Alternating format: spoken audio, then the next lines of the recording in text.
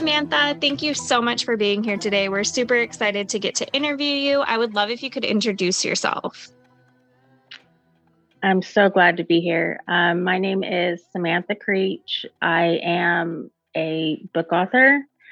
I've run a furniture business for about 30 years. Also, I'm a veteran, a mom, and I do have a tiny house business. So I'm a busy girl. Oh, and I do have a clothing business. Love that. What is your book about? I have two books. They actually are companion books.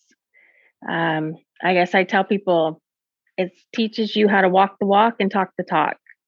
So the first one, restoration and refinishing for profit or home improvement.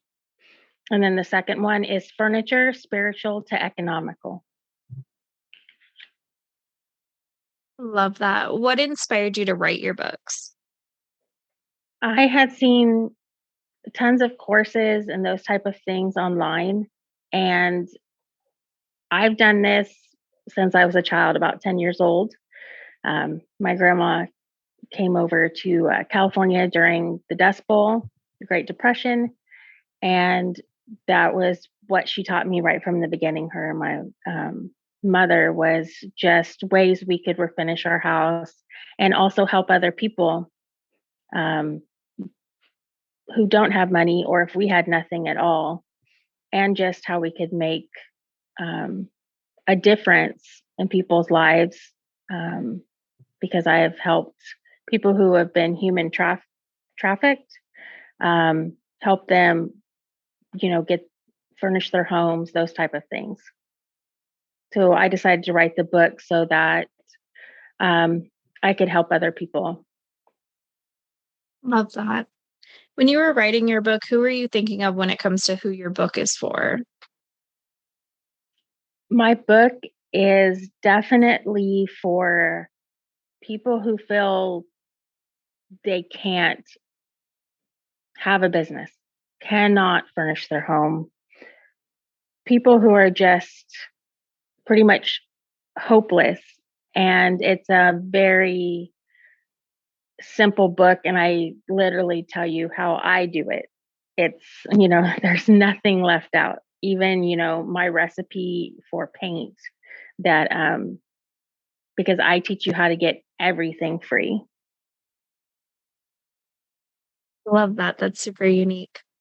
How long have you been writing and what made you really start?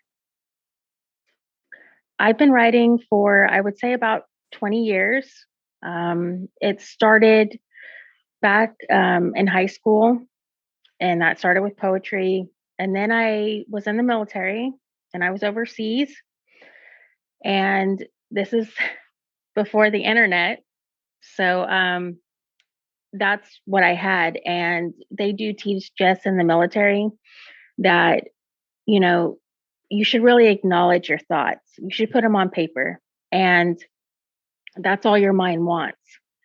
So that's really where it became more about me getting everything that was inside out and, you know, trying to help people. And now with Google Translate and everything, writing is at a different level because everything can be translated.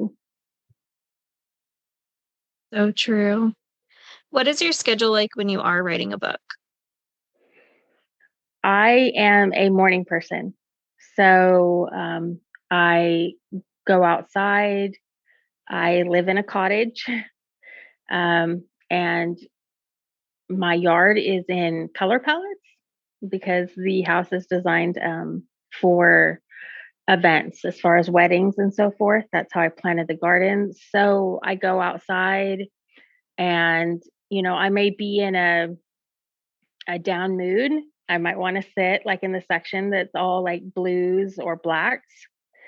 And then, the birds are chirping and I sit out there with my coffee. I, jot down ideas, things I see, or just something that maybe I dreamt about, or, I do have four sons. So sometimes they'll mention something that is, totally pop culture or something, and I'll start writing on it.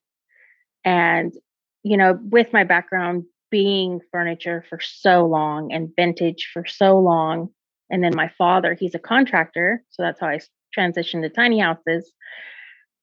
All of it in my mind will tie in, and then I'll just keep adding. Sometimes I may write a blog, but then all the blogs fit together. So it's just, that's my way of doing things. And then also sometimes I do sit inside the house, like during the winter, but my house is full of antiques because I do have, my furniture business. So all of my merchandise is inside my home, and that's how it's furnished. So I definitely get inspiration even from looking at a piece, and then I'll start jotting things down. Love that. What do you need in your writing space to help you stay focused? Definitely, I have notepads. Um, I am not so much of a computer person. I mean, I do type it up, and, I use my Grammarly and check it. But to stay focused, I have to have my notepads, and they each have different subjects in them. So as I get ideas, I'll jot them down in those. And then, it's already tied together because it's all the same subject. And that keeps me focused. But you would not believe how many notepads I have. I love that. What is your favorite writing snack or drink? Coffee and popcorn. I do not make the kind in the microwave. My mom always did it, and my grandma. You just put oil down and then put the kernels and pop it that way. Um, I love popcorn that way, and then I put that nutritional yeast on it, so it makes it protein popcorn and some salt. And then my coffee is a little like old fashioned percolator that I use on the stove. Love that. That's super unique. What type of books do you personally enjoy reading? Well, I am a avid reader. Always have been. I guess it's because I'm before the internet. So we have a huge library downtown, and I love plant books. I love home improvement books, anything about building, and I do love books that are from 1800s, 1900s. Just seeing that dynamic and how things have changed because I do sew, but only by hand. So I do enjoy that, just how they mention those things, how they're sitting there crocheting and bordering.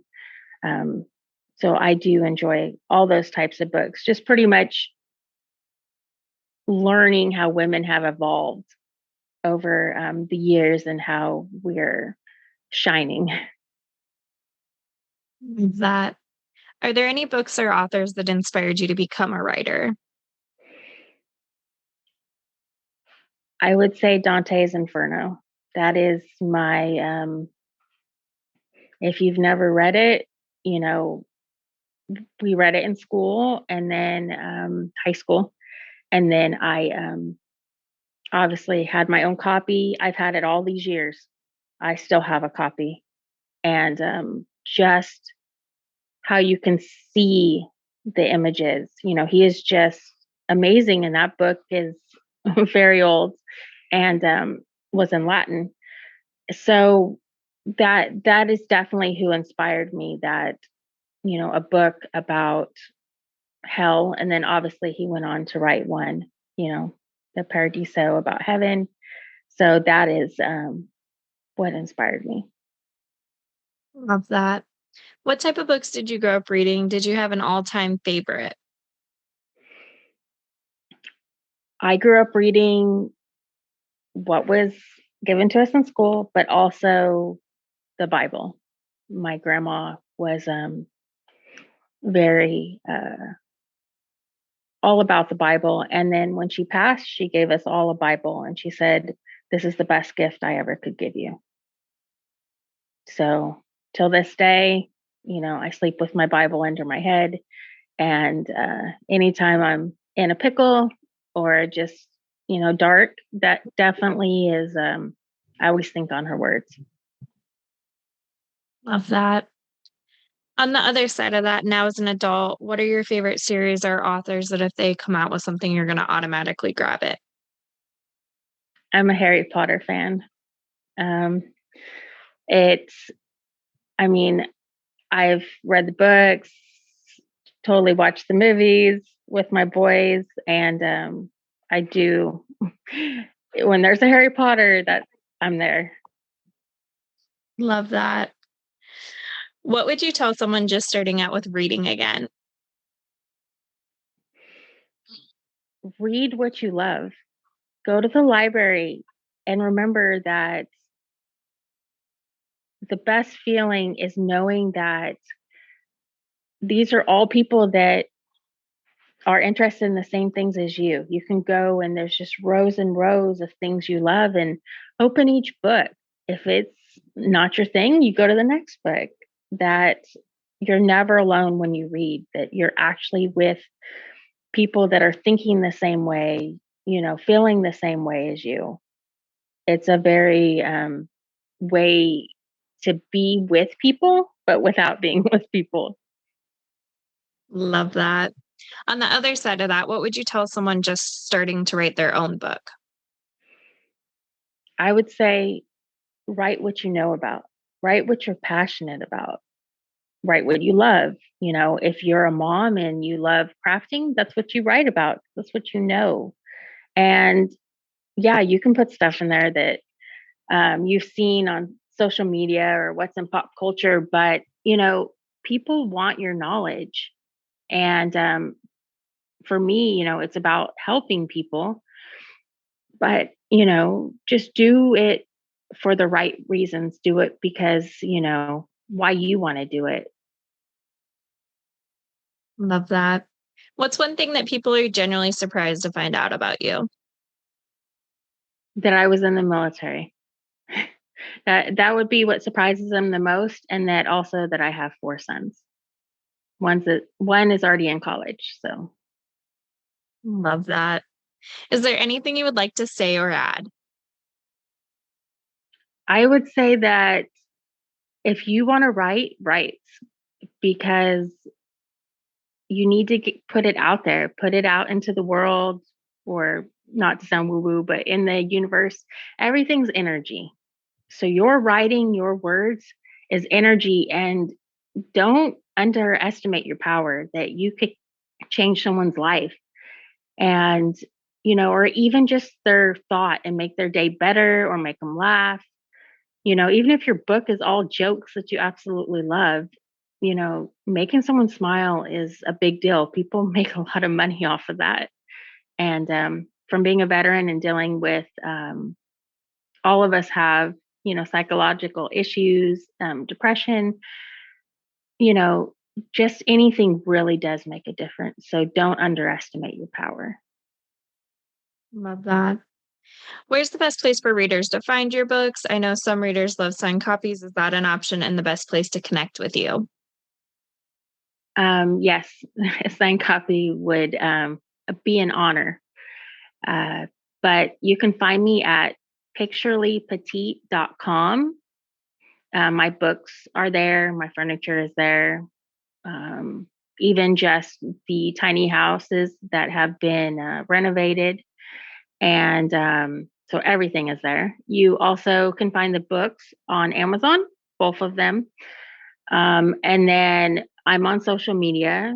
I'm on Facebook, Samantha Jane Creech, and then Cheever's on there, my maiden name. I'm on Instagram, Cheever Jane, and I'm also on Pinterest as MLLH Mom 4. So I'm all over the place. And I mean, Pinterest, you can see how my mind works.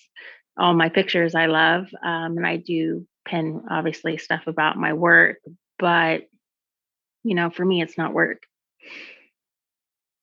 Love that. Well, thank you so much for being here today. We're so grateful we got to interview you. We'll be sure to drop those links in the show notes so that everyone can find you. Thank you so much. It was an honor to be on.